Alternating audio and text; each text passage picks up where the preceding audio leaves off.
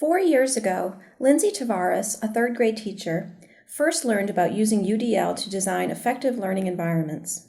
We started thinking about UDL in my school because what we had wasn't working. We were fortunate at my school to be able to bring a team to a UDL workshop at Harvard for a week during the summer. This was after my first year at that school. And during that week, we all sort of had this huge paradigm shift about teaching and what we were trying to do and what we were trying to accomplish. After the workshop, Lindsay used the UDL guidelines to more effectively design the learning environment for one of her unsuccessful math lessons. So the way that I started out my lesson was with a math message. I had the math message written up on the board. Students were coming in, this was first thing in the morning, and the first thing that they were supposed to do was they had a worksheet on their desk, which was basically just circles that they needed to cut out and scissors. I had all these worksheets for these kids, and I had about half as many scissors as I needed to have. And it was already starting to fall apart at that point. So my kids came in, I decided we were going to try to share the scissors, which wasn't a very good idea. Students sat down and started to cut. My left-handed students were having trouble. Those with fine motor skill issues were having trouble.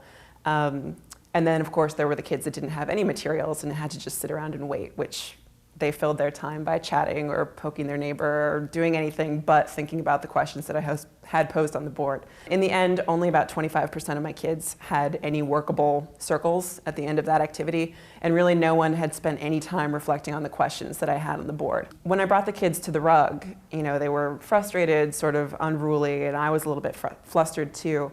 I tried to walk them through the lesson that I had planned.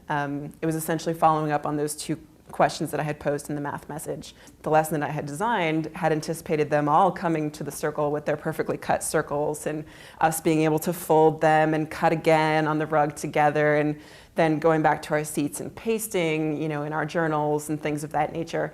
And because, the first step of cutting in the first place didn't happen, it was a trickle-down effect that everything fell apart at that point.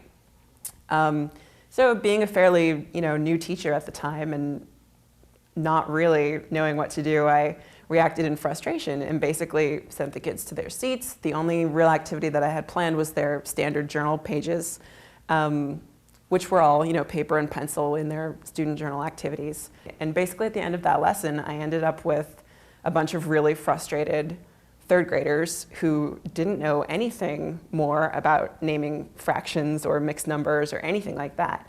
And the whole lesson was a total fail.